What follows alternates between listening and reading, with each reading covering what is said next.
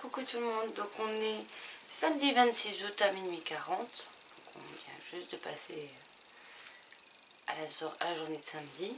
Et donc je viens de finir donc l'été où je suis devenue, le tome 2, donc l'été où je t'ai retrouvé de Jenny Han, publié aux éditions Le Livre de Poche Jeunesse. Donc j'avais plutôt bien aimé ma lecture du premier tome l'an dernier.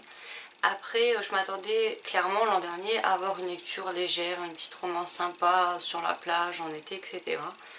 Et je ne m'attendais clairement pas à ce qu'il y ait un événement beaucoup plus compliqué, beaucoup plus triste qui se produise. Et là, clairement, dans ce tome 2, ben, l'inévitable s'est produit. Et encore une fois, j'ai beaucoup pleuré pendant ma lecture. Donc voilà. J'ai vraiment aimé cette histoire. J'ai aimé le déroulement des événements. Par contre, j'avoue que Conrad, je le comprends pas par moments. Au lieu de dire ce qu'il pense, ce qu'il ressent, faut toujours qu'il se barricade derrière une muraille impossible à franchir. Et quand on lui tend la main, il a beaucoup de mal à la saisir. Et après, il s'étonne des choix que font son entourage, mais à un moment donné, il fait tout pour. Donc, qu'il s'étonne pas derrière, quoi. Mais en tout cas, une chose est sûre, c'est que l'épilogue, qui n'est pourtant pas bien long, hein, parce que il fait 2, 4, 6, 8, 9 pages, 9 lignes, pardon. Donc un épilogue de 9 lignes m'a donné qu'une envie, c'est de me jeter sur la suite. Donc en fait, je commencerai, ma prochaine lecture sera donc L'été devant nous de Jenny Han, qui est le 3e tome de la trilogie. Donc ça me permettra en même temps de finir une saga. Et ouais, j'ai hâte de savoir comment les choses vont se passer et quel choix Belly va faire au final. Donc voilà. Après, en temps normal, je suis pas fan des triangles amoureux, clairement, j'aime pas ça. Et là, en même temps, c'est un triangle amoureux sans en être un. Il est bien amené et je comprends au bout d'un moment les doutes et les interrogations que Belly peut avoir. Donc ça ne m'a pas gênée en fait. Et donc j'ai hâte de voir quel sera son choix final dans ce dernier tome. Bon, par contre, vu l'heure, je vais pas le commencer maintenant. Là, je vais aller me coucher et j'entamerai ma lecture demain matin quand je me lèverai. Et du coup, j'ai un sacré paquet de chroniques à vous faire. Donc, pour vous donner une idée, et j'ai tout ça à chroniquer. Donc, on a Invisible Amy, qu'il faut que je chronique, mais vous n'aurez pas la chronique tout de suite.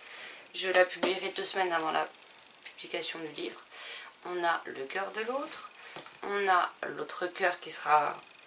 Donc pour ceux qui ont vu le précédent vlog, chroniqué avec Le cœur de l'autre. On a Comment je suis devenue célèbre en restant chez moi, quand j'aurai trouvé comment dire mon ressenti là-dessus. On a Zouk de Pierre Bottero que j'ai beaucoup aimé. On a Les filles de Brick Lane avec tous mes post-it que j'ai juste adoré et que j'ai fini cet après-midi. Et on a donc L'été où je t'ai retrouvé que je viens de terminer. Donc j'ai quand même lu au final 2 livres, puisque j'en étais à quoi, même pas 100 pages, je crois 50 ou 100 pages des filles de Brick Lane ce matin. Donc j'ai quand même bien lu aujourd'hui, et puis je compte pas m'arrêter. Donc voilà, donc celui-ci sera certainement, sans aucun doute, fini demain, et je verrai avec quoi j'enchaînerai. Mais en tout cas, pour le Time to Read, j'ai décidé de faire 1000 pages. J'en suis déjà à 313, sachant que celui-ci fait... Celui-ci est plus nombreux, hein, plus gros, pardon. Il fait 344 pages. Donc si je lis les deux, j'en serai déjà à plus de 650. Donc il me restera un livre à lire ou demain si j'ai encore de la motivation et que j'ai encore envie de lire, ou dimanche et j'aurai validé mes 1000 pages. Donc du coup, en plus ça se lit vite, ça se lit bien. C'est écrit gros et du coup ça se lit vraiment facilement et permet d'accumuler un bon nombre de pages. Puis ça me permettra de finir une série, donc c'est très bien comme ça. Donc voilà, je vous laisse là pour ce soir. Je vous souhaite une bonne nuit, même si vous le verrez en pleine journée, ce vlog. Et moi, je vais me coucher. À demain. Coucou tout le monde, j'espère que vous allez bien. Donc on est samedi 26 août, il est 10h56. Donc je vous reprends seulement maintenant parce que ça fait une petite demi-heure, 40 minutes que je suis debout. Donc hier, je vous laissais en vous disant qu'aujourd'hui, j'allais lire L'été devant nous de Jenny Han, donc qui clôturera aussi la trilogie de l'été où je suis devenue jolie. Donc moi c'est aux éditions Le Livre de Poche Jeunesse, mais ils sont sortis en grand format chez Albin Michel Ruiz, si je dis pas de bêtises. Il est déjà lu en fait. Parce que hier soir, avec la fin du 2, les 9-10 lignes de l'épilogue m'ont vraiment donné envie de savoir ce qui se passait. Donc je me suis dit, je le commence, je vais lire 3-4 chapitres finalement, parce que je m'étais dit après vous avoir quitté. Et en fait, les 3-4 chapitres sont finis, j'ai fini le livre qui fait 352 pages. Donc voilà.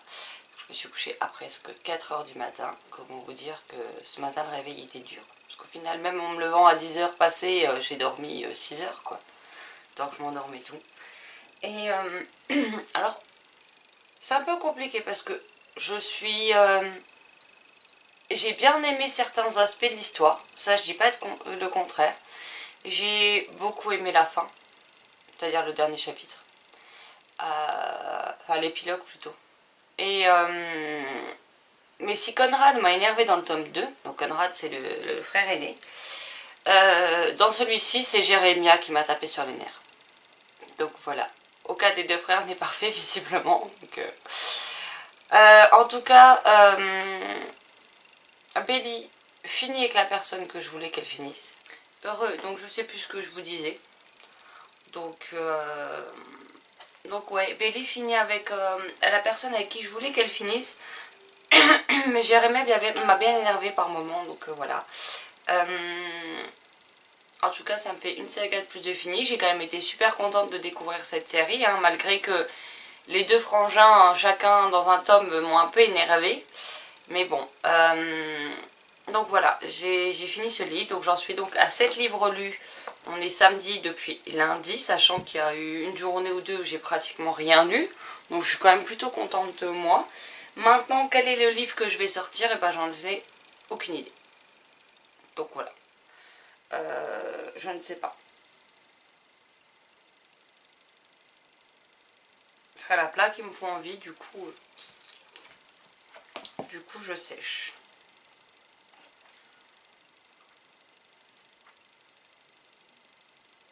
Je pense que je vais me pencher sur Le Magicien d'Oz de Franklin Manbaum, aux éditions Pocket. Donc voilà, c'est un court livre, il fait 177 pages, 178 pardon. Et j'ai très envie de découvrir l'histoire originale, donc originelle, oh, vous avez compris. Voilà ce que c'est quand j'ai pas beaucoup dormi et que je viens de me lever, j'arrive plus à parler. Donc je vais certainement me pencher dans un petit conte avant de poursuivre avec un autre roman, que je ne sais toujours pas lequel je choisirai, mais donc voilà. Donc je vous laisse et je commence ma lecture. A tout à l'heure. Heureux tout le monde, donc en fait on est toujours samedi, il est 14 h03 et finalement je n'ai toujours pas lu. Tout simplement parce que je suis sortie acheter du pain. Vous êtes de travers, je sais pas pourquoi. Donc je suis partie chercher du pain. J'ai mangé, j'ai regardé un épisode de Game of Thrones, donc le premier de la dernière saison, parce que je suis un peu à la bourre et je risque de me prendre des spoils d'ici peu, donc je préfère avancer. J'ai eu ma chérie en visio, j'ai parlé sur Facebook avec une auteure, et donc là je me repose, il est 14 h04. Et finalement je vais pas lire Le Magicien d'Oz tout de suite, mais je vais partir sur Tragique Circus de Mathieu Guibé et Cécile Guyot aux éditions du Chat Noir, dans leur collection Griffes Sombres. Donc il fait un peu plus de 200 pages, 212 pages, c'est écrit assez gros. Et puis il m'intrigue, donc je l'ai acheté aux Imaginales et pour une fois comme ça il ne traînera pas trop dans ma pile à lire. Donc je vais me lancer dans celui-ci, puis je vous reprends quand j'aurai un peu avancé pour vous donner mes premières impressions sur ce roman. Donc voilà, à tout à l'heure. Heureux tout le monde, donc il est 15 h 35, on est toujours samedi. Donc après un changement de programme, j'avais décidé de lire donc Tragique Circus. Le problème c'est que là j'en suis à la page 23 et en fait j'arrive pas à me mettre dedans. Donc je pense que c'est tout simplement pas le livre qu'il me faut en ce moment. Je ne dis pas qu'il est pas bien, hein, mais j'en ai lu trop peu pour savoir, mais je sais pas. J'arrive pas à rentrer dans l'histoire pour le moment, donc je le laisse de côté et je vais prendre un des deux romans qui sont pour moi des valeurs sûres, et j'ai donc choisi de prendre Les 9 gardiennes des arts, donc de Rachel Berthelot, publié aux éditions Sharon Kenna. Je pense qu'avec Rachel je vais encore une fois passer un très très bon moment. Donc voilà. Donc je vais découvrir cette histoire de Rachel et je pense que celui-ci passera tout seul. Donc voilà. Donc quand j'aurai avancé, je vous reprendrai. Par contre, il est plus gros que les autres, il fait à presque 300 pages. Puis c'est des pages quand même, même si c'est crassé gros, il y a quand même pas mal à lire. Donc on verra bien mon avancée, puis je vous reprendrai quand j'aurai avancé un peu pour vous dire ce que j'en pense. Donc à tout à l'heure. Heureux tout le monde, alors il est 18h32 et je reviens vers vous pour faire un petit point lecture. Donc je suis désolée pour le bruit, mais il fait lourd, donc j'ai la fenêtre ouverte et les gamins sont en train de jouer juste en bas. Donc voilà, si vous les entendez, je ne peux pas faire autrement, désolée. Donc j'ai bien entamé les 9 gardiennes des arts de Rachel, j'en suis à la page 104 sur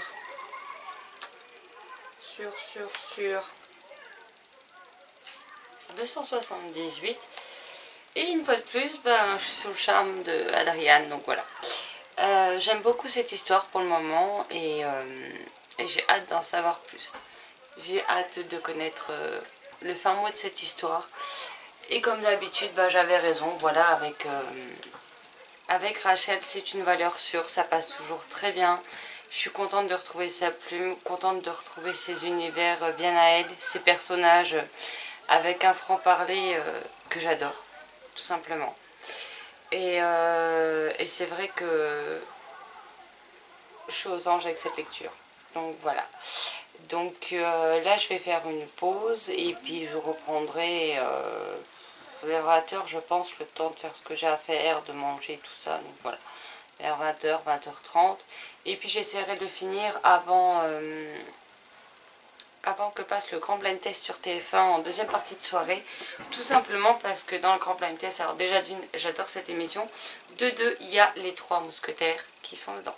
Donc il y a l'équipe avec David Ban, Olivier Dion, Victoria Petrosillo et Damien Sargue, bien évidemment. Donc voilà, qui sera opposé à l'équipe avec Valérie Beg et je sais pas qui.